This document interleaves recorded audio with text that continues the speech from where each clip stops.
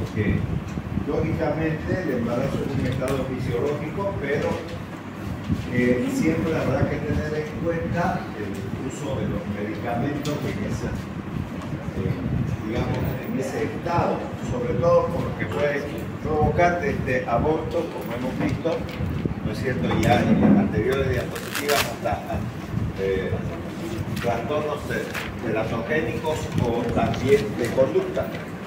Entonces, el conocimiento del efecto de estos fármacos que de comercialización reciente, decíamos, sobre el efecto es escaso, porque cada vez que se crea un nuevo medicamento, nunca van a realizar ensayos en las mujeres, porque por mucho que se los pidan, las mujeres van a decir que no, digamos, que no pueden, no van a ensayar en ellas por ahí para obtener, digamos, niños con malformaciones.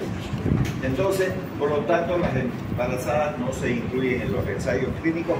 Hablan de voluntarios, generalmente lo que más se consigue son aquellas personas que tienen cáncer, pero mujeres embarazadas es medio difícil que ocurra ese tipo de cosas hoy en día, pero suelen hacer en mujeres que están en las cárceles y bueno, de países marginales. Recordemos que hasta Bolivia se presta para ese tipo de cosas, digamos, a título de que les regalan medicamentos. Entonces pueden hacer estos estudios, por ejemplo, la ciprofloxacina no debería de utilizarse en los niños porque provoca problemas en los cartílagos de crecimiento. Sin embargo, lo hacen en el hospital de niños, suelen hacer ese tipo de cosas.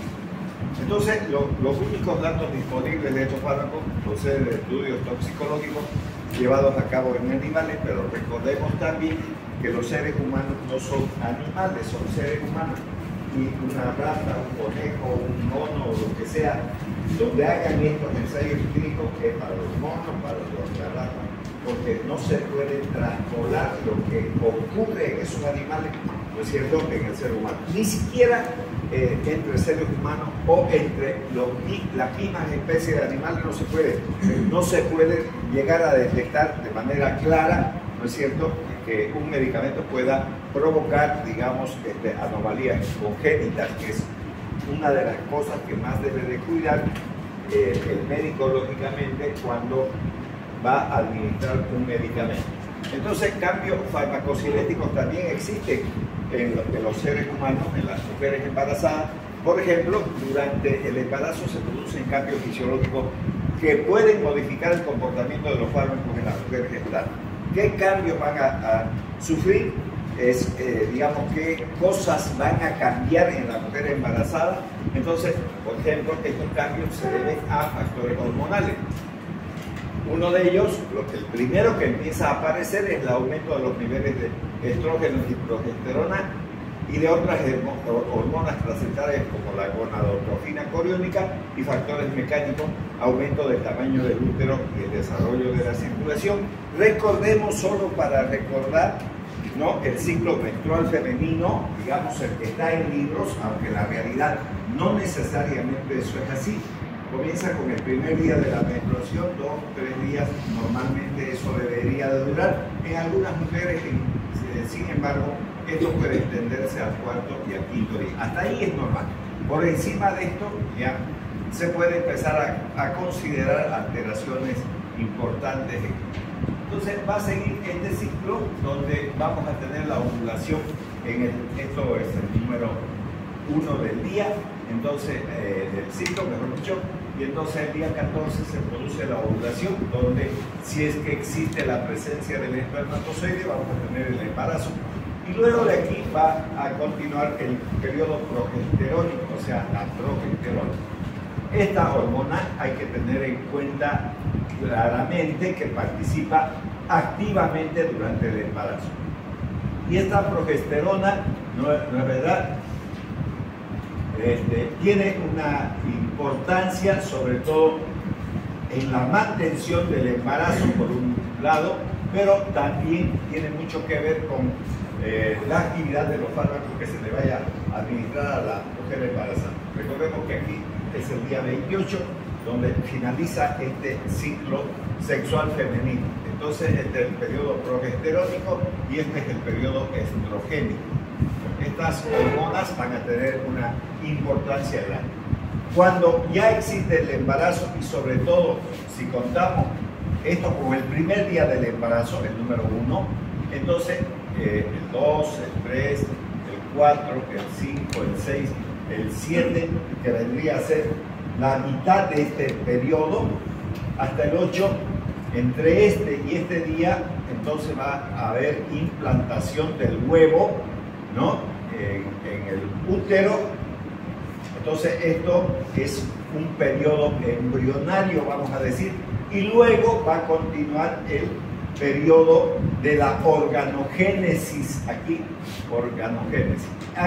es donde más se producen las anomalías congénitas hasta la 8ª semana, digamos hasta la 8ª semana del embarazo, que vendría a ser el 2º mes del embarazo.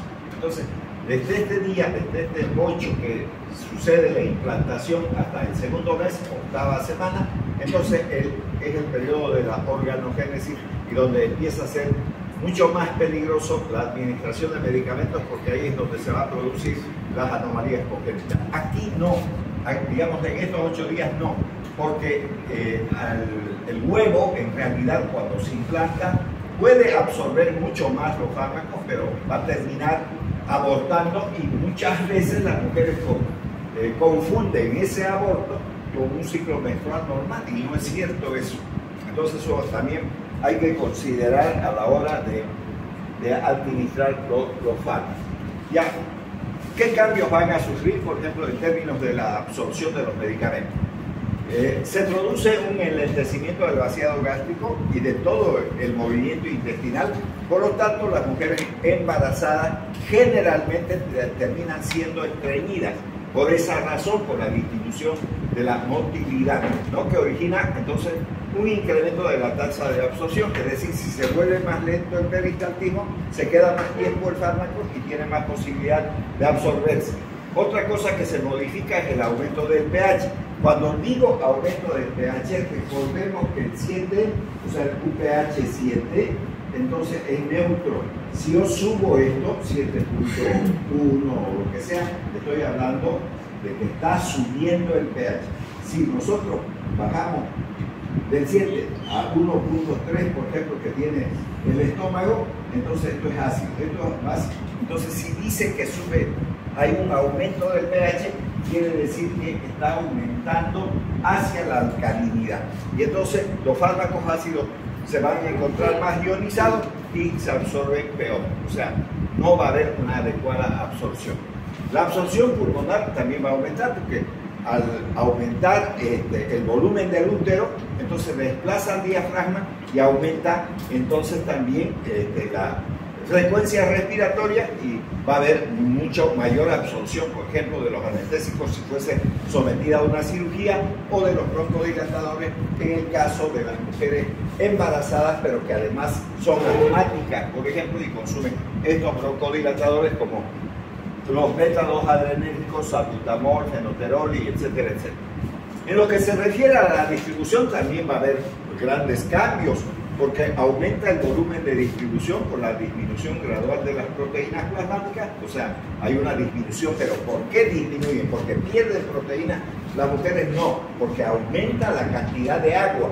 Entonces, no es lo mismo diluir proteínas en 2 litros que diluir la misma cantidad de proteínas en 8 litros. Siempre va a estar mucho más diluida cuando hay más volumen de agua. Entonces, ustedes ven, en realidad no se produce un cambio en las proteínas, pero sí hay un aumento del agua orgánica, unos 8 litros, de los cuales el 60% va a corresponder al feto, también al líquido amniótico y la placenta. Y disminuye la concentración plasmática máxima del fármaco después de una dosis inicial y un aumento de la semivida de eliminación también. Entonces, esos cambios van a haber y son importantes. Porque recuerden que la mayor parte de los fármacos se transportan a través de las proteínas y si disminuye la cantidad o la proporción de proteínas en relación al plasma, entonces ese fármaco que normalmente con una dosis normal no es tóxico puede volverse tóxico en el caso de una mujer embarazada, así que hay que tener mucho cuidado en términos de la administración y la dosis que se va a administrar a esto. Después también hay un aumento de la grasa corporal, el total aumenta entre 3 a 4 kilos. De esta forma aumentará también el volumen de distribución, sobre todo de los fármacos mucho más lipofílicos, es decir, aquellos que tienen afinidad por las grasas, ¿no? Y los ácidos grasos libres. Pueden competir el fármaco por los lugares de unión con las proteínas y alterar las concentraciones también del fármaco libre. La disminución de las proteínas plasmáticas, que es una disminución aparente, que quede claro, da lugar a un aumento del fármaco libre. Y recuerden que un fármaco, digamos este fármaco, unido a las proteínas plasmáticas, no tiene actividad. Si el fármaco se desprende de esa proteína y queda libre, es este fármaco el que va a tener la acción farmacológica. Por ejemplo, las sulfonamidas se unen entre un 90 a un 98% con las proteínas plasmáticas. Lo mismo ocurre con la mayor parte de los AINES, aunque no la aspirina, pero la mayor parte, por ejemplo, el ibuprofeno, podría unirse en esa proporción.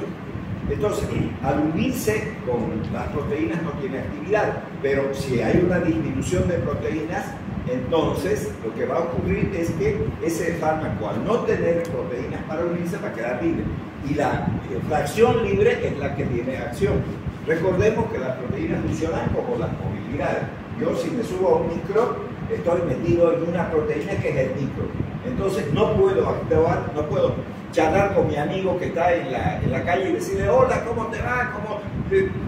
Resulta tan mal educado y mal, pero tendría que bajarme para interactuar. O sea, funciona más o menos así, ¿no? Entonces, son como transporte las proteínas, ¿no? Entonces, esa disminución aparente, vuelvo a repetir, de las proteínas por la dilución que se ha producido por la presencia del agua, entonces puede llegar a generar también, digamos, efectos tóxicos. Todas esas cosas hay que tener presentes.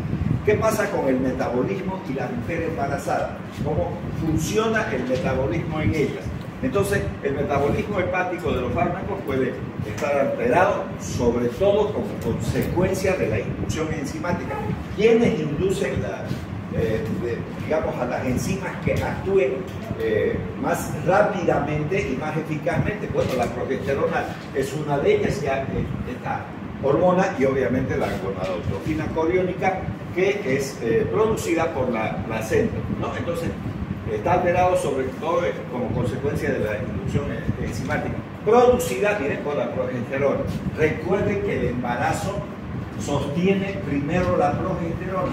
Cuando ya se implanta el huevo, aquí hay una implantación, entonces se va a recién formar la placenta y el embrión va a tomar la forma de un disco embrionario, porque hasta este momento primero es un huevo y después aparece como un racimo de uvas, y entonces ese racimo de uvas, que parece un racimo, se parece en realidad a una mora, y por eso se llama mórula, digamos, ¿no?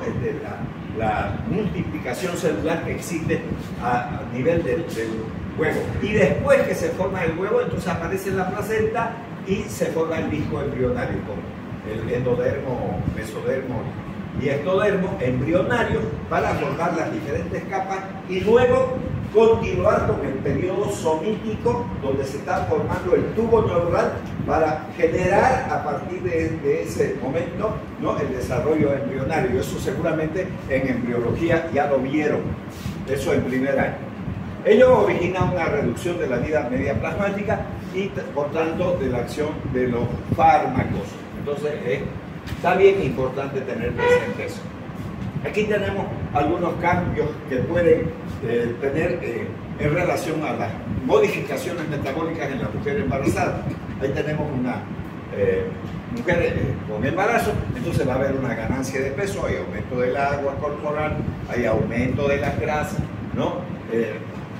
El ayuno y la ingesta, ayuno a veces por la presencia de los vómitos, todo ese tipo de cosas suelen aparecer. Va a haber alteraciones en el metabolismo de los carbohidratos, metabolismo de los lípidos y las proteínas. Va a generarse también cambios importantes en la homeostasia del calcio. Recuerden que el calcio es muy importante durante el embarazo. Siempre hay que estar pendiente de esa mujer embarazada. Recuerden que a veces uno va al campo y uno le pregunta a una mujer: ¿cuántos años tienes vos? 22, dice. ¿Y cuántos hijos tenés? Unos 3 ya tienen, ¿no? Estoy hablando de la gente campesina. Y cuando uno le mira la boca, no tiene ningún diente ya, ¿no? O si tiene uno medio colgando por ahí, ya está. Entonces, ¿qué pasó con eso? El niño, el bebé Drácula, el que está ahí adentro, porque como Drácula, digamos, chupa todo lo que venga, no le importa a su madre nada, entonces le saca todo el calcio que puede. ¿Para qué? Para formar sus huesos. ¿No ven? Entonces, entonces va a haber alteraciones en el calcio, ¿no? Y entonces tiene que haber una clara homeostasis del calcio. Y contribuye a ese empeoramiento, digamos, del problema del calcio, los vómitos que tienen las mujeres embarazadas, porque no vayan a creer que eso dura un día y listo, y se acabó el vómito. En algunas probablemente sea muy corto el plazo, pero en otras puede durar hasta 7 meses los vómitos, 7, 8 meses, viven, paran vomitando. Entonces, hay que considerar eso también. El metabolismo también de las proteínas. Recuerden que las proteínas son importantes para formar las masas musculares. Y los niños están formando todo al final de cuentas. Entonces, hay una utilización muy importante también de las proteínas. Homeostasia del volumen del líquido y osmorregulación, y obviamente cambios, ¿no?, que pueden haber en el sistema ácido-base, que está relacionado con el riñón, con la sangre y con los pulmones. O sea, esos son los reguladores del equilibrio ácido-base. Recuerden que hay modificaciones respiratorias, renales, etcétera, etcétera. Bueno, la eliminación también va a cambiar en una mujer embarazada, no es igual. Entonces, la filtración glomerular, recuerden que la nefrona cumple 3 funciones, eso ya hemos hablado, que es la unidad funcional. Filtración, reabsorción y secreción tubular son las funciones de la nefrona. Entonces, eso tiene que alterarse igual. Entonces, ¿qué pasa con la filtración? Aumenta a medida que avanza el embarazo, por lo que la eliminación de fármacos por esta vía se incrementará. Los que se eliminan por eso, recuerden que hace días atrás hemos empezado con antibióticos beta-lactámicos, y fíjense ustedes que la penicilina natural no se elimina por filtración en su mayor proporción, lo hace solo en un 10%, el 90% lo hace por secreción tubular, ¿no? Hay una eliminación importante, obviamente, de la penicilina por vía renal, pero la importancia estriba en la secreción tubular. Por eso que hay un medicamento que se llama Probenecid, que se puede administrar cuando se administra penicilina para no estar aplicando cada 6 horas, digamos, el medicamento. Entonces, el Probenecid evita la eliminación de la penicilina y por lo tanto hace que dure más tiempo. Entonces, habrá que tener en cuenta qué fármacos se eliminan por filtración glomerular. No es el caso de la penicilina, estoy poniendo ese ejemplo porque ese no es el caso de la penicilina. Solo en un 10% se filtra y lo demás se secreta, ¿no? Entonces se incrementará siempre que no aumente la reabsorción tubular también, porque hay muchos medicamentos como el fenobarbital, que es digamos, un hipnótico, ya he dicho, hipnosis significa sueño, entonces se elimina no solamente por filtración, sino que también se reabsorbe y por lo tanto la durabilidad del fármaco es mucho mayor. Entonces, eso también habrá que siempre tener en cuenta a la hora de administrar medicamentos. Ahora, cambios farmacocinéticos en el embarazo. Farmacocinética, recuerden, absorción, distribución, metabolización y eliminación forman parte de la farmacocinética. Entonces, en lo que se refiere a la eliminación, por ejemplo, va a haber siempre alteraciones a nivel del metabolismo, ¿no? Por ejemplo, no del aumento del metabolismo del primer paso, que es el metabolismo del primer paso, es la biotransformación que sufre un fármaco, ya sea en la luz del intestino o también cuando penetra a través de la sangre al hígado por el sistema porto. Luego hay un aumento de progesterona que induce a que haya mayor actividad enzimática, igual los glucocorticoides que son secretados por la glándula suprarrenal. Recuerden que la suprarrenal tiene una forma de un gorro frigio que muchos escudos o símbolos de los países lo tienen. Por ejemplo, el de la Argentina tiene un gorro frigio bastante pronunciado, así es la forma más o menos de la glándula suprarrenal, la cual va a secretar glucocorticoides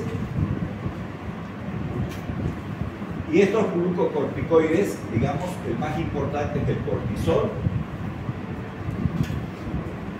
también llamado hidrocortisona. Luego tenemos los mineralocorticoides, ¿no? Corticoides. Entonces, aquí tenemos la aldosterona y también, no es verdad, vamos a tener los androesteroides.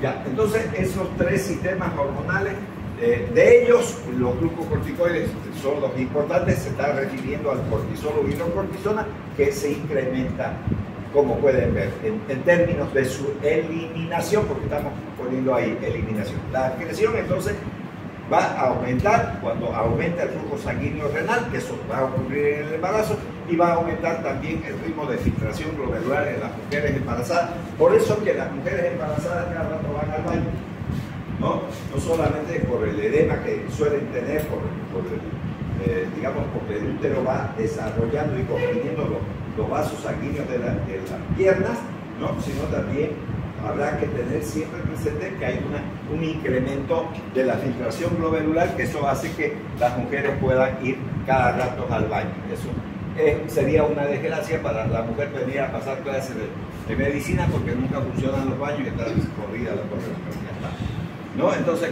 concepto ahora de teratógeno, es importante tener presente eso también, porque ya he dicho que la inmensa mayoría de los medicamentos pueden provocar desde aborto hasta anomalías congénitas. Entonces, en la medida que la mujer no tome ningún medicamento, mucho mejor su embarazo, mucho mejor. Entonces, incluso vamos a hablar de algunas novedades que es bueno tenerlas presentes. Es importante conocer y evaluar la relación riesgo-beneficio, es decir, yo en qué medida voy a dar este medicamento y cuánto va a afectar al embarazo de esta mujer. Pero si no le doy y va a morir porque no hay tratamiento, entonces es mejor darle, y entonces ahí empiezo a evaluar el riesgo-beneficio, Si la madre tiene muchos hijos, 2 o 3 hijos, lo ideal es que, aunque uno no debería de hacerlo, preferible que se muera el que está dentro del vientre. Y estoy diciéndole esa decisión, ¿por qué? Porque hay otros niños que ya viven y necesitan de esa mujer, Y no es lo mismo el hombre que la mujer para criar los hijos, no son iguales. Entonces, la mujer tiene una naturaleza, o sea, está en su naturaleza criar a los hijos.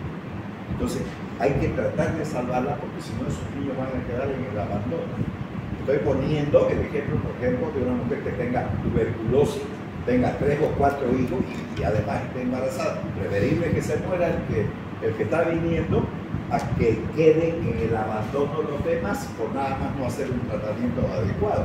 Entonces, ahí estamos valorando el riesgo-beneficio. ¿Cuál es el riesgo? Que provoque anomalías congénitas. Por ejemplo, la estreptomicina puede provocar sordera. Y la persona que nace sorda, ¿qué va a pasar? No va a hablar, porque el que nunca ha escuchado nada que quieren que hable. Entonces, todo sordo de nacimiento siempre va a ser mudo, obligatoriamente. Entonces, ahí está uno de los riesgos que les estoy mostrando, digamos, de ese tratamiento. Y entonces, valore primero la vida que tiene esa persona y ya empieza el tratamiento. Entonces, a eso se está refiriendo. Es decir, el efecto terapéutico esperado, digamos, en la madre, y las eventuales reacciones adversas que puedan producir tanto en la madre como también en el feto, porque a veces las mujeres tampoco se salvan de eso. Por ejemplo, la estreptomicina puede llegar a provocar también sordera en la mujer. ¿Por qué? ¿Cuál es la razón por la que no haga? Es un aminoglucósido, o puede generar, digamos, alteraciones en la marcha, en el equilibrio. Recuerden que el nervio auditivo tiene 2 nervios, pero el uno es el nervio vestibular, que está relacionado, digamos, con el equilibrio, y el nervio óptico propiamente dicho, o el auditivo, que constituye ya el 8º par de manera completa. Ahora, ¿qué dice la Organización Mundial de la Salud? Define que el uso racional de los fármacos administrados a una mujer embarazada debe entenderse como que las pacientes reciban de los fármacos indicados para su situación clínica. Recuerden que también existen derechos humanos, ¿no? Los médicos no pueden meterse, pueden conversar sobre el problema, pero no pueden decidir por la pareja, ni por la mujer, ni por el marido, si es que lo tiene, o el papá del futuro ser, no pueden. Entonces, hay mujeres embarazadas que son diabéticas, hipertensas, epilépticas, todas esas cosas. Uno puede decir, usted tiene esta patología y va a tener que seguir utilizando medicamentos que puedan influir en el embarazo y entonces provocar este tipo de problemas. La decisión es siempre de la pareja, o sea, de la mujer que está consultando con el médico, al igual que del esposo, aunque no lo haya, aunque no lo sea, digamos, del padre, si ustedes quieren, ya está. Entonces eso tiene que ser. Aquí, por ejemplo, tenemos un labio leporino. Por ejemplo, el diazepam, que es un medicamento que sirve para frenar las convulsiones, puede llegar a provocar este labio leporino. Y en la maternidad nacen un montón, sobre todo de la gente que, digamos, viene del interior, que hacen es, cuando les nace un niño, lo dejan ahí en la maternidad, lo abandonan y echan, se los regalo, dicen, ya está, se acabó, se lavan las manos y listo. En Potosí, ¿no? En ciertos pueblos, a los mongólicos con esas cosas que son como unas ondas, ¿no? ¿Verdad? Ponen unas piedras y les tiran y los matan. A pedradas los matan. A pedradas los matan. Hoy en día, no estoy hablando de siglos pasados, ni en esa población, porque no quieren tener más soldados. Y recuerden que siempre la humanidad ha hecho eso. Los griegos, por ejemplo, cuando tenían los hijos, los ponían ahí afuera de la intemperie, ¿no es cierto?, para que le dé frío y todo. Si sobrevivían hasta el día siguiente, entonces los hacían vivir. Los que se morían de nada. Entonces, contribuían con la naturaleza, ¿no?, de destrucción de los seres que tenían menor calidad de género. Ahora, salvamos a todo el mundo. Hay uno medio malformado, no importa que viva, ¿no? Como no lo vamos a criar, no importa, ¿no? Ya está. ¿Sí? Entonces, hacemos vivir todo y le llamamos niños especiales, ¿no? O con condiciones, no sé qué cosas, pero ya están, ¿no?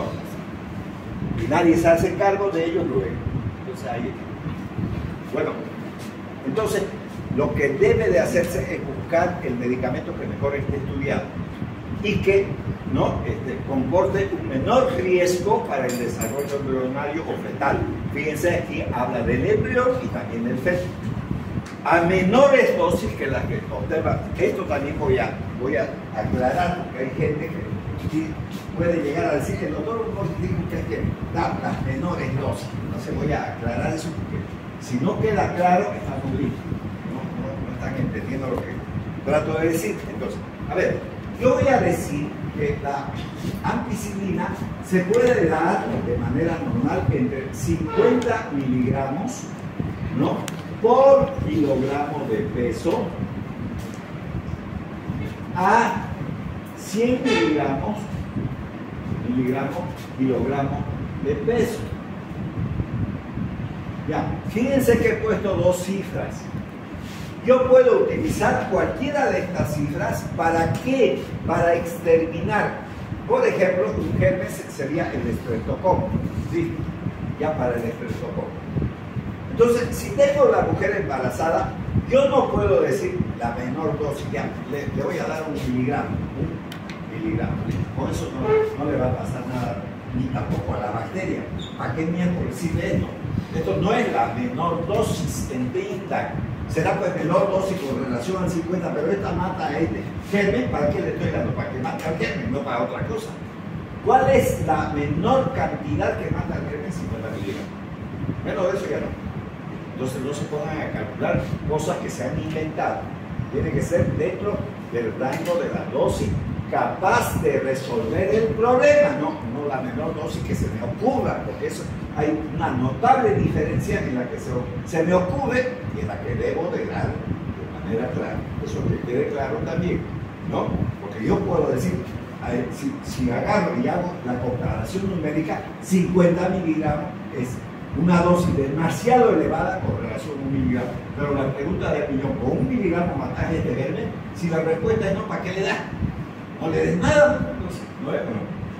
Exactamente lo mismo. Entonces, lo que está diciendo aquí en esta diapositiva es que usted debe de dar la menor dosis de ese medicamento capaz de resolver el problema que tiene ese paciente. Entonces, por eso que habla a menores dosis con la que se obtenga el beneficio. ¿Cuál sería el beneficio? Destruir al estreptococo, no dice otra cosa. Porque con esto jamás destruirán a nadie. Entonces, más bien van a crear resistencia y listo. Entonces, habla de esos terapéuticos esperados. Entonces, la Organización Mundial de la Salud define como agente teratógeno como cualquier sustancia química, agente físico infeccioso, estado carencial, que actuando en el periodo embrionario fetal es capaz de desencadenar los efectos adversos. Fíjense, morfológicos, y lo voy a desglosar esto también con ejemplos, morfológicos, bioquímicos o de la conducta. Y aquí me voy a referir a una cosa que hemos conversado, digamos, con personas que son profesionales, digamos, y que tienen mucho criterio para hablar de, a ver, efectos adversos morfológicos. Ya les dije hace un momento que efectos morfológicos son las alteraciones que sufre en la estructura orgánica del ser humano. ¿Cuáles pueden ser esos? Labio leporino, paladar hendido, atresia de esófago, imperforación anal, polidactilia, sindactilia, etcétera, etcétera, que vamos a ver luego en unas imágenes. Esas son alteraciones morfológicas, o sea, nacen los mostritos, si ustedes quieren. Y dentro de esas anomalías, las mujeres pueden llegar a sufrir por causa de medicamentos, por causas físicas, por ejemplo, ¿qué hacen las mujeres por inducción de los varones? Ah, no, si nace mujer no es mío, tiene que ser hombre. ¿Quién dijo eso? El único que determina el sexo es el hombre, y el que está exigiendo que siempre va a tener hombre. ¿Cómo sabe? ¿Cómo sabe? Si los causantes del sexo somos los varones, no las mujeres. Las mujeres siempre van a tener mujeres, listo, ya está, porque son XX, no hay otra cosa. El hombre es el XY. Puede dar una parte Y, ¿no es cierto? Y con la X de la mujer, entonces forma la mujer. Pero si da su X el hombre, va a tener una hija mujeres. ¿Qué quieren que le haga? El sexo la determina el varón, no la mujer. No la mujer, es el hombre. Ya, entonces, ¿qué hacen para descubrir eso? Ecografía. Cada tanto es ecografía, a ver si se le ven los huevos o alguna cosa para estar feliz. ¿No es? Entonces, yo no sé cuál será la felicidad. Al final de cuentas, Dios determina lo que vayamos a tener, ¿no es cierto? ¿Ya? Entonces, ahí está. Entonces, primero, estas anomalías morfológicas se dan entonces en la estructura orgánica y pueden alterar los rayos X, pueden generar problemas los rayos X, pueden generar problemas las ecografías a repetición. Recuerden que se llama ecografía. ¿Qué es el eco? Es sonido. Sonido, eso es. Entonces, pueden generar sorderas. Vuelvo a repetir, el niño que nació sordo es mudo obligatorio. Que lo que no escuchas, ¿cómo vas a hablar? No hay manera de hacerlo, ¿no es verdad? Yo nunca en mi vida he escuchado el inglés. ¿Qué quieres que hable el inglés? Y nunca he escuchado en mi vida eso, ¿no es verdad? Sin embargo, si escuchamos todos los santos días la misma historia, entonces sí vamos a entender a la larga o a la corta. Bueno, segundo problema, alteraciones bioquímicas. Hay personas que nacen sin enzimas como por ejemplo la lactasa. Si no hay eso, entonces no puede metabolizarse la leche. Si no puede metabolizarse la leche, diarrea va a tener como resultado. Entonces tendrá que buscar una leche que no tenga la lactosa para que, digamos, ese individuo viva bien. Entonces tendrán que darle leche de soya, ya está resuelto el problema, digamos, ¿no? Y lo mismo ocurre con el bendito gluten. que el gluten lo tienen los cereales generalmente, ¿no? Entonces no es que yo a mi hijo le voy a dar cereales, cuidado con los cereales y los problemas que tengan las personas que tienen problemas con el gluten. Entonces ahí tenemos alteraciones bioquímicas y podemos poner un montón. O de la conducta, ahora vamos a hablar de... Ocurre que el otro día fuimos a una conferencia de AINES. Los AINES son los analgésicos, antipiréticos, antiinflamatorios. Y dentro de eso, uno de los AINES que más se da en las mujeres embarazadas, sin lugar a dudas, es el paracetamol. Y el paracetamol, según la información que hemos recibido, entonces ha incrementado la cantidad de niños autistas. Y fíjense lo que estoy diciendo, de niños autistas. Entonces, un buen campo de investigación que está cambiando la conducta. No tiene ninguna anormalidad un autista. Miren, morfológicamente, bioquímicamente no tiene problemas, pero tiene problemas de empatía, no, no demuestra emociones. No hay emociones. Si lo llevan al estadio no entienden para qué hacen veintitantos estúpidos corriendo detrás de un balón, ¿no? Y pagando tanta plata para gritar un gol y romperse hasta las vestiduras, que es la estupidez más grande del planeta Tierra. ¿Qué de beneficio le trae al ser humano eso? Tanto dinero que le pagan a esa gente por patear un cuero. Pero claro, a ver, póngase a pensar, ¿no? ¿Qué beneficio trae eso? Nada, en absoluto. Y los autistas dicen, ¿para qué tanto gritan y tanto? Porque ellos como no tienen esa empatía, ese afecto. Y también es importante que tengan en cuenta que los autistas femeninos tienden a recuperarse más rápido que los digamos, del sexo masculino. ¿Por qué? Porque son dos X. Entonces la X que no está afectada ayuda a la otra. Pero en los varones no, porque son XY. Y al ser XY, entonces esa Y no ayuda a la X y entonces son autistas más profundos, ¿no? Entonces tienen un autismo peor, más complicado. ¿Y qué es lo que requieren como esencia ellos? Amor, cariño, eso necesitan, ¿no? Y entonces, ¿qué terminan haciendo? Peleándose los padres, divorciándose, separándose y normalmente se lo dejan a la madre. La madre pasa un tiempo, ¿no? Y empieza a golpearlo al niño, porque como se parece a su padre y no puede ni verlo, ¿no? Entonces ya está, ¿no? Listo. Entonces cuidado con los problemas de conducta. Cuidado con los problemas de conducta. Entonces, no necesariamente los fármacos son tan beneficiosos como parece. Entonces, hay que siempre estar leyendo en medicina porque cada día aparecen nuevas cosas. Entonces, eso es importante tener presente. Entonces, ahí viene. No solamente son morfológicas, no solamente son bioquímicas, sino también de la conducta. Entonces, a veces dice, este niño me ha salido tan mudo que no capta nada y puede perder la culpa a la mamá, digamos, en el momento en que estaba embarazada, tomaba medicamentos. Aquí tenemos agentes químicos que pueden llegar a producir anomalías congénitas. Por ejemplo, la talidomida en Leipzig, Alemania, este medicamento se le daba a las mujeres que vomitaban mucho en Alemania. Entonces, para evitar los vómitos, le dieron esto.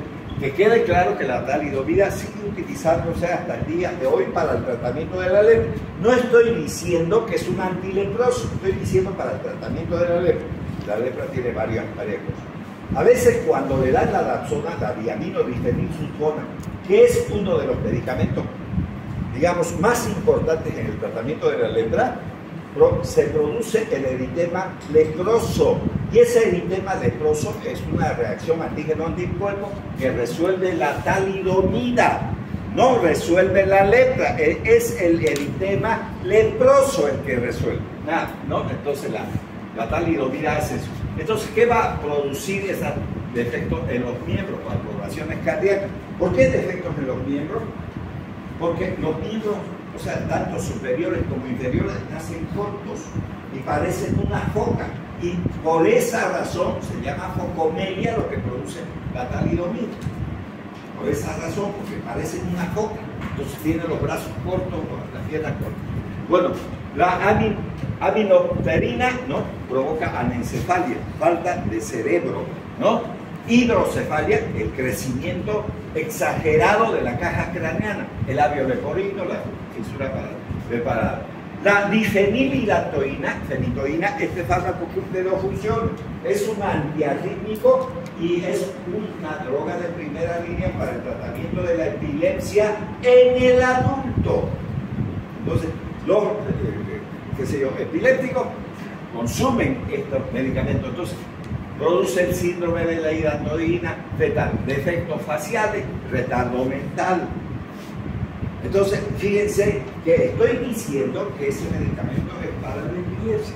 Si alguien contrae matrimonio con una mujer que tenga epilepsia, se está arriesgando porque va a tener que tomar para su epilepsia los medicamentos que están mirando ahí y entonces le van a salir con mucha probabilidad con problemas los niños, ¿no? Entonces, el ácido valproico también es un medicamento para el tratamiento de la epilepsia, pero la epilepsia tiene una clasificación grandísima para la crisis de ausencia, sobre todo, la crisis de ausencia. Entonces, esto se usa el ácido valproico, que provoca defectos en el tubo neural, anomalías cardíacas, urogenitales y esqueléticas, ¿no? La trimetadiona, fisura del paladar, efectos cardíacos, anomalías urogenitales y esqueléticas. El litio, que se usa para el tratamiento de enfermedades psiquiátricas. El litio sirve para eso, ¿no? Sobre todo para las manías y todo ese tipo que produce el litio, malformaciones cardíacas. Las anfetaminas, que suelen utilizar las personas para adelgazar, ¿no?, derivados de la adrenalina, entonces pueden provocar labio leporino, fisura del paladar y defectos cardíacos pueden llegar a producir. Entonces ustedes pueden ver que en este pequeño listado ya tenemos un montón de anomalías, digamos, de tipo morfológica, que habrá que tenerlas presentes, ¿no es cierto?, cuando nos toque tratar a las mujeres embarazadas. Ahora, agentes físicos. Recuerden que no solamente los agentes químicos pueden llegar, los químicos obviamente son los fármacos, pero los físicos sí, ahí tienen los rayos X, por ejemplo, pueden provocar microcefalia, pueden provocar espina bífida, fisura del paladar, defectos en los miembros, la hipertermia, o sea, la fiebre. No hay que dejar que las mujeres tengan fiebre. Y además estoy diciendo lo siguiente cuando digo hipertermia, porque puede ser que esa mujer no tenga elevada la temperatura, pero hay muchas mujeres que trabajan en panadería, en lugares encerrados, haciendo cientos de miles de panes, las panificadoras grandes, entonces son ambientes de mucho calor y pueden provocar hipertermia. Entonces, ¿qué produce? Anencefalia, falta de cerebro en los niños. Vamos a ver unas diapositivas después de eso. Defectos del tubo neural, abortos espontáneos, defectos cardíacos y defectos de la pared intestinal. Puede llegar a generar la temperatura, ¿no? Y nadie tiene piedad de esa gente. Y recuerden que la mayor mano de obra existente en cualquier población latinoamericana sigue siendo la mujer. ¿Quiénes son las lavanderas? ¿Quiénes son las panaderas? Mujeres todistas, ¿no? Entonces, nosotros no vemos todo ese tipo de cosas porque pues no estamos, digamos, en contacto con la gente que trabaja. Bueno, algunos agentes biológicos también pueden llegar a producir problemas, o sea, las infecciones que pueden tener esas mujeres embarazadas.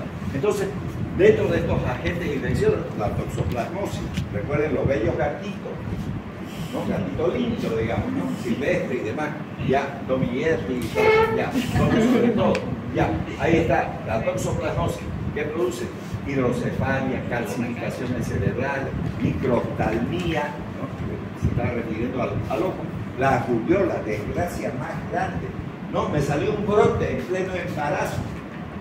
¿Será que es alergia? Pucha, por ahí es rubiola.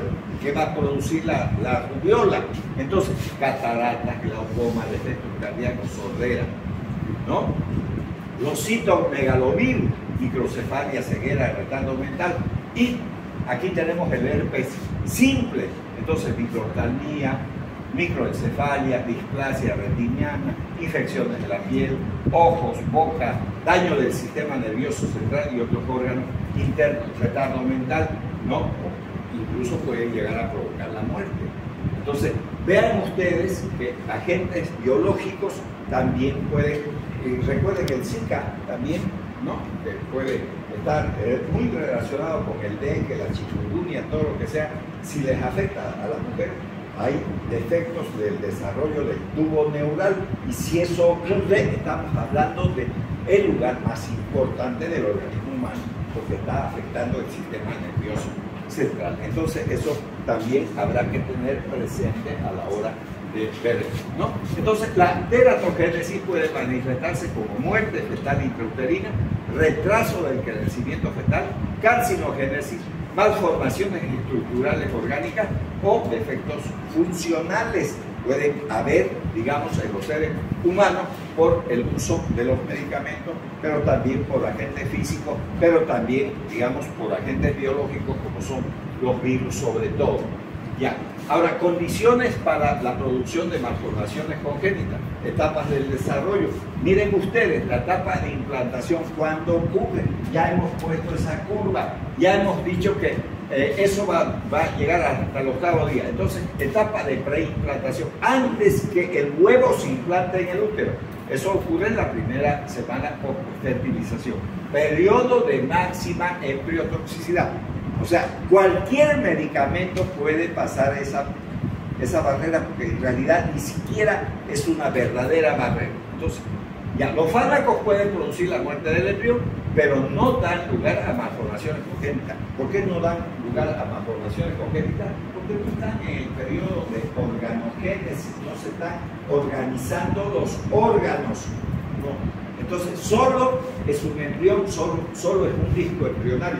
Pasan los medicamentos y lo que van a provocar generalmente son, digamos, abortos, muerte del feto, pero como ya puse esa curva, no se nota mucho porque pueden confundir con una menstruación y no lo es. Entonces no dan lugar a malformaciones, o al menos no se dispone de pruebas que puedan producirla. Fíjense que tanta gente que ha sido estudiada en todo el planeta Tierra, generalmente en esos periodos no se produce malformaciones. ¿Qué es lo que se produce? Aborto. ¿Y las mujeres qué creen?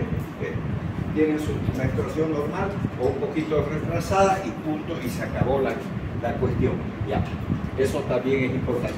En cambio, la etapa de embriogénesis, que va desde la implantación hasta la 8ª semana, o sea, 8 meses, 8 semanas significa 2 meses de gestación. ¿Qué pasa ahí? Ahí está lo grave de todo en este tiempo. Entonces, la vulnerabilidad del embrión es más elevada cuando se produce. Puede producir malformaciones congénitas específicas e importantes.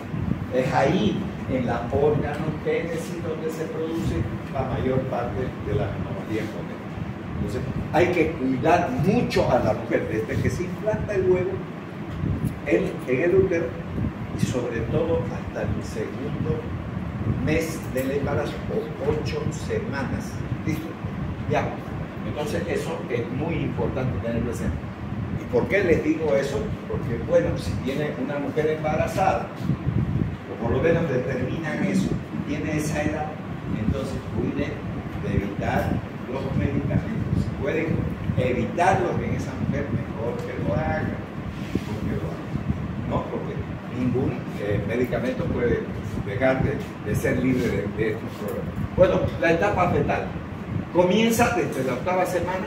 Durante esta fase de desarrollo, las malformaciones morfológicas más importantes son las que afectan la diferencia de los genitales externos.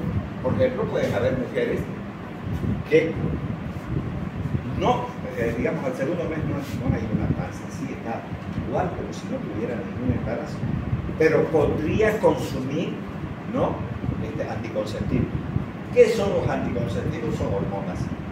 ¿Qué hacen esas hormonas? Modifican los genitales externos y entonces no salen los maricas o las lesbianas, no, porque esos son problemas mentales, no es otra cosa. ¿Qué saben los hermafroditas, los que tienen doble sexo? ¿No? Pueden ser genéticamente masculinos, pero fenotípicamente femeninos. O sea, son hombres con una estructura externa de mujeres. O al revés, ¿no? Pueden ser mujeres con una estructura masculina. ¿Y quién le está modificando las hormonas que están consumiendo las mujeres? Entonces, cuidado con eso, ¿no?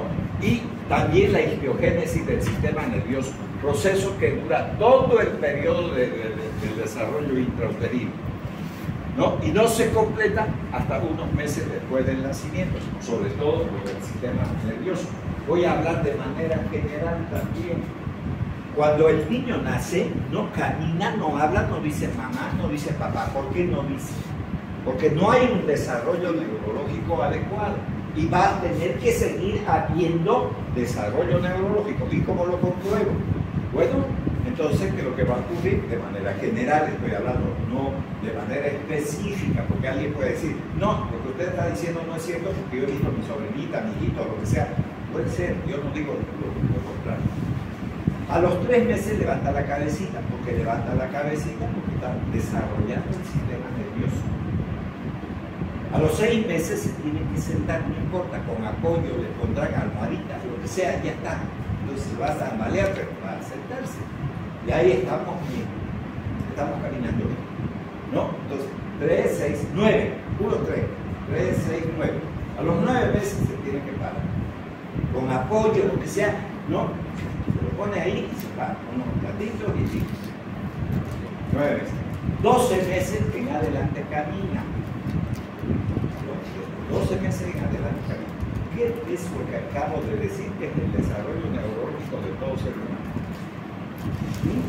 Entonces, sigue este desarrollo del sistema nervioso después del nacimiento. Entonces, hay que seguir contribuyendo en cuidar a ese bebé. Ya, susceptibilidad genética. Esto también es interesante.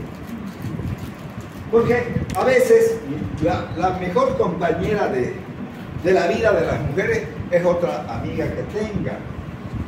Y entonces, cuando están en los colegios, lejos de creer uno, ¿no? Mucha gente, hombres y mujeres, suelen tener relaciones sexuales. Y cuando una mujer queda embarazada, le va a decir, ay, miércoles, estoy embarazada. ¿Y a quién le va a contar? A su mejor amiga. Porque ni siquiera al novio puede contarle, porque si le cuenta, le puede decir, yo ni te conozco. ¿No ves? Ya listo, ya está, ¿no? Chao, olvídate de mí, digamos. Tipo Evo Morales, digamos, algo así. ¿No? Entonces, dice, ya, listo, vas a tomar esto, le dice la amiga, lo que sea, le trae, le da para que tome con eso, según creen, digamos, abortar. Y no necesariamente ocurre eso, porque eso depende de la susceptibilidad genética, tanto del feto como también de las madres. No vayan a creer que todas las cosas van a salir a pedido de boca. No, o sea, hay mujeres que han tomado todo para abortar y jamás lo lograron y llegaron a tener los hijos, pero no se dan cuenta que ese es su bebé. Debería de defenderlo como sea. No hay otra, digamos, si han decidido hacer esas cosas lipindopos, digamos, ¿no? Ya está, pero ya está, ¿no es? Entonces, ya aquí dice eso, ¿no? La respuesta del embrión a los agentes exógenos, cuando lo quieren matar, depende de su constitución genética. No vayan a creer que todito le dan cualquier hierba y se va a salir el chico, no necesariamente. Estas diferencias hacen muy difícil la extrapolación de datos del animal al hombre y obliga a realizar estudios de teratogenicidad, al menos en 2 especies de animales, para decir esto podría ocurrir en la mujer. Porque si hacen estudios en ratas y en monos, la mujer ni es mono ni es rata, es mujer. ¿Listo? Eso tengámoslo claro, ¿no? Entonces, Incluso dentro de una misma especie puede existir muchas diferencias. Y siempre existen. Dentro de las mujeres existen cientos de diferencias. De los hombres también, por eso tenemos un término que nos denominamos individuos.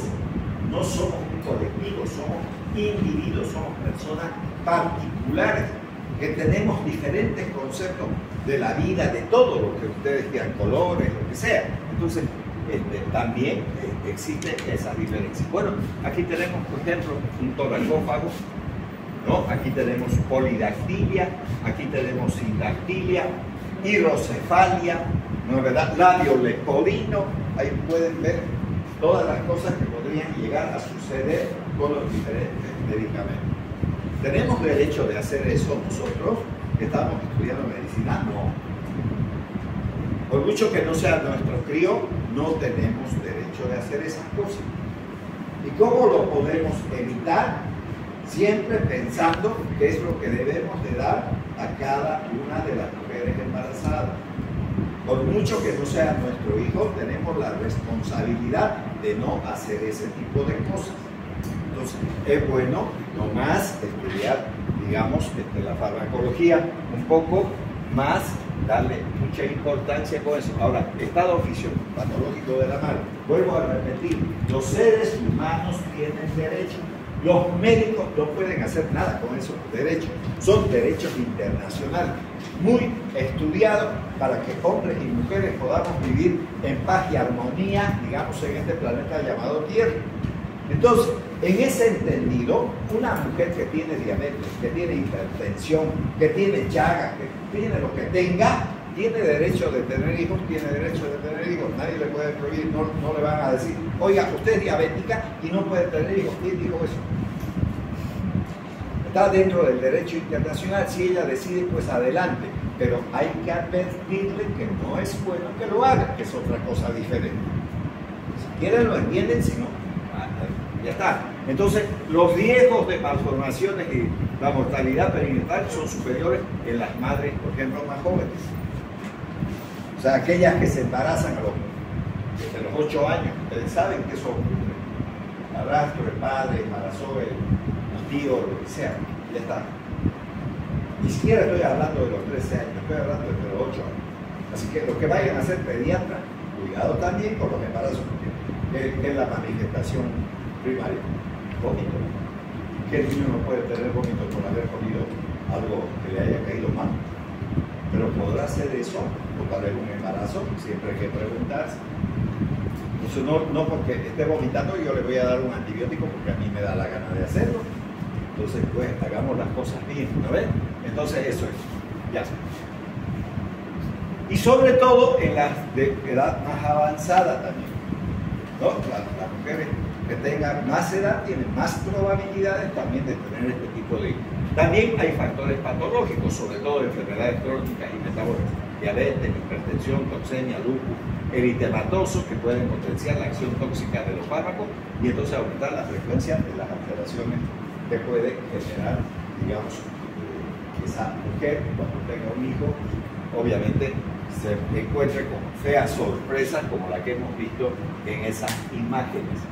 Ya, ahora, aquí tienen una mujer que tiene diabetes, que además es insulino dependiente, es decir, no toma antidiabéticos orales, tiene mucha probabilidad de tener hijos con cardiopatías congénitas, con problemas cardíacos. Y si los tiene, ese niño para todo el tiempo en el hospital con la madre. Hasta que sí es que es compatible con la cirugía, entonces pueden corregir ese corazón. O por último, cambiarle de corazón y ya está, ¿no? Ahora, la fenilcetonuria, enfermedad del metabolismo de la fenilalanina, entonces genera polimalformaciones y retraso mental. La hipertensión está. ¿Cuántas mujeres tienen hipertensión arterial? Sobre todo la obesidad lleva a eso. La diabetes lleva a la hipertensión arterial, ¿no? Varias causas generan hipertensión arterial. Entonces puede aumentar el riesgo de que produzcan complicaciones durante el embarazo, como problemas con la placenta, retraso en el desarrollo del feto, etcétera, etcétera. Puede llegar a provocar la enfermedad, no estoy diciendo el medicamento. porque después vamos a ver qué pasa con los medicamentos que damos a estas personas que tienen, digamos, ese tipo de problemas. Solo el problema estamos analizando. Ya, clasificación entonces de los fármacos según la FDA. Generalmente no existe relación entre la estructura química del fármaco o su actividad farmacológica y la aparición de efectos teratógenos. Entonces hay muchos fármacos que están emparentados químicamente, aunque no cumplan las mismas funciones. Aunque no cumplan las mismas funciones. Pero su estructura química sí está emparentada. Pero han demostrado que no necesariamente el fármaco que se parece a otro en términos de la estructura química pueda llegar a producir, digamos, efectos teratogénicos, todo, excepto en los casos, dice, de los antineoplásicos, es decir, si una mujer embarazada está tomando medicamentos para el cáncer, entonces eso sí, esos medicamentos para el cáncer, todos van a provocar anormalidad. ¿Por qué? Porque van a afectar a las células que se están multiplicando. Justamente lo que tienen que hacer cuando hay cánceres, porque los cánceres multiplican células. Y entonces ahí entran esos productos interrumpiendo ese proceso que puede también, ¿por qué no, digamos, ocurrir en el desarrollo del embrión? Entonces eso está ahí, ¿no? Entonces actúan sobre células en rápido crecimiento y las hormonas sexuales afectan la diferenciación sexual del feto. Entonces, la Administración de Drogas y Alimentos, llamada FDA, clasifica a los fármacos en 5 categorías según su potencial teratógeno. Y eso es importante también tener presente, que hay una clasificación en términos de los fármacos desde los que no producen problemas, que son los mejores estudiados, hasta los que producen, como los medicamentos, digamos, para el tratamiento del cáncer, no estos problemas. Miren, categoría A. Entonces esto es una anencefalia también, ustedes pueden ver, pero asociado a varias cosas, pues no hay cerebro, digamos, hay un mal desarrollo y obviamente ya está muerto también. Fármacos para los que existen estudios adecuados bien controlados. Esos pertenecen a la categoría A, ¿no? Mostrando riesgo para el feto en el primer trimestre del embarazo y no existe evidencia de riesgo en los trimestres posteriores. Entonces aquí tenemos, digamos, no corresponde a esta categoría, pero es bueno poner algunas imágenes para que por lo menos llamen la atención. Bueno, aquí están todos los de la categoría A, los que se pueden utilizar con mayor seguridad. ¿Qué podemos utilizar entonces en las mujeres embarazadas? Por ejemplo, la vitamina C, ¿puede? El calcifediol, ¿no? El calcio, salvo el acetato, que es de categoría C. Miren, no todos los calcios, ¿no? Porque alguien puede pensar, bueno, el calcio es seguro y compremos calcio y le demos calcio, ¿no? El calcitriol, ¿no? La cianocobalamina, vitamina B12, se puede utilizar. El colecalciferol, el ácido fólico, ¿no? El folinato de calcio, el hierro, la levotiroxina, la piridoxina, el potasio, la tiroxina y el tocoferol son de la categoría A. Y aquí habla en dosis diaria recomendada. Y cuando dice dosis diaria, ya pusimos el ejemplo. Ahí, la dosis mínima que genere un efecto, no la dosis mínima que se me dé la gana, ¿no? De eso no se trata. Entonces ahí está, ¿no? Entonces todo lo que de la categoría A ya tenemos un listadito ahí importante. Aquí, por ejemplo, la presencia de gente que no tiene cerebro, anencefálico, ¿no? Vean, no hay cerebro aquí, ¿no? Entonces, vean ustedes las cosas que pueden llegar a producir los fármacos, y hemos visto en varios lugares, sobre todo los fármacos que se usan para la epilepsia, pueden llegar a producir anencefalias.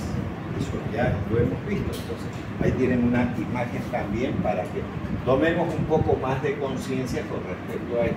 Ahora, la categoría B de la clasificación de la FDA, ¿no? Entonces, aquí vamos a tener, ¿no?, que se encuentra una de las siguientes posibilidades. En estudios llevados a cabo en animales, no ha existido manifestación teratógena, pero no se ha confirmado en las mujeres. En estudios en animales se ha detectado un cierto potencial teratogénico, pero aún no se ha confirmado en las mujeres. O sea, estos dos conceptos entran dentro de ese grupo de la categoría B. Ahora vamos a ver un listado también de medicamentos que sí pueden estar dentro de esa categoría B que estamos viendo ahora.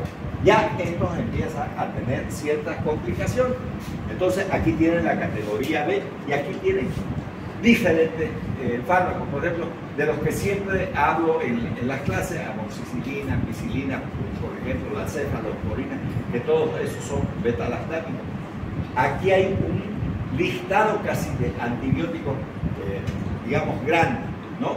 Pero también existen otras cosas, por ejemplo, la metformina, que podría utilizarse en el tratamiento de la diabetes. La lidocaína, aquí está un anestésico que se usa para hacer las cirugías menores, por ejemplo, ¿no? Tenemos ahí metido. Entonces, vean ustedes, es un listado largo de leer, porque no solamente esto está, estos pertenecen a la categoría B, ¿no? Entonces, bien, eso no lo vamos a leer todo, pero de todas maneras hay un buen listado, como ustedes pueden observar ahí, ¿no? De fármacos que pertenecen a la categoría B de la clasificación. Entonces, aquí está la focomelia, ¿no? La talidomida ha hecho eso, ¿no? Entonces, vean el bracito corto, ¿no? La talidomida hizo eso. Entonces, pero vuelvo a repetir, se sigue utilizando, ¿no? Y obviamente que tiene otras anomalías. Ustedes pueden ver, ni siquiera los pabellones auriculares están, digamos, en su lugar, ¿no? Aquí hay un crecimiento exagerado del cerebro, ¿no? Con respecto a lo que es el cuerpo. O sea, tiene varias cosas digamos, este defecto que ha nacido y está muerto, obviamente. Ya, ahí. Entonces aquí tenemos también anencefalia. Es un defecto, ¿no?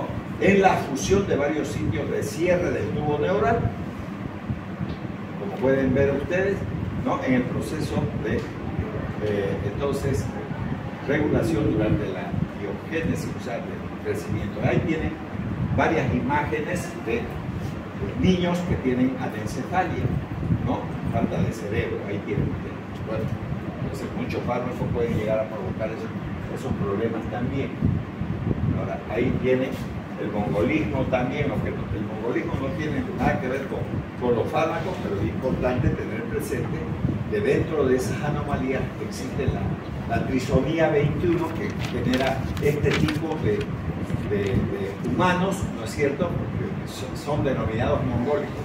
Entonces ahí tienen el mongolismo, que tiene muchas características de este tipo, manos hasta su cara y su cuerpo. Categoría C, ya hemos visto A, B, ahora C, ¿no? Estos fármacos, que va a ser la última diapositiva que vamos a ver, estos fármacos solo deben administrarse si su potencial beneficio justifica un eventual riesgo para el cuerpo. Se encuentra una de las siguientes posibilidades. En estudios también dice, en animales se ha detectado efectos teratógenos ya con esto, pero aún no se ha ensayado en las mujeres. Aún no se ha efectuado estudios ni en animales ni en mujeres, ¿no? Y que pueden llegar a pertenecer a esta categoría C, ¿no? de la clasificación de la FDA. Entonces aquí tenemos, vean, una anomalía que le falta un dedo, además de todas las alteraciones. Entonces eso es una sindaquilia, o sea, falta dedos, parece hasta la pata de una rana, si ustedes pueden ver ahí, ¿no? Ya.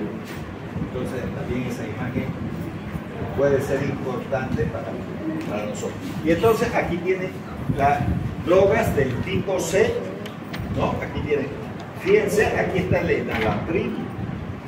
¿Para qué sirve esto? Para resolver la hipertensión arterial. La hidrocloroquina, recuerden que la COVID fue autorizada por el Senado para que usen esto. ¿No es? Por el Senado, no por los médicos. Ya está. Entonces ahí tienen ustedes varios. Fíjense, aquí está el omeprazol. Aquí está el omeprazol. Ah, tengo acidez, mucha acidez, está embarazada, métale nomás. Entonces, ya estamos.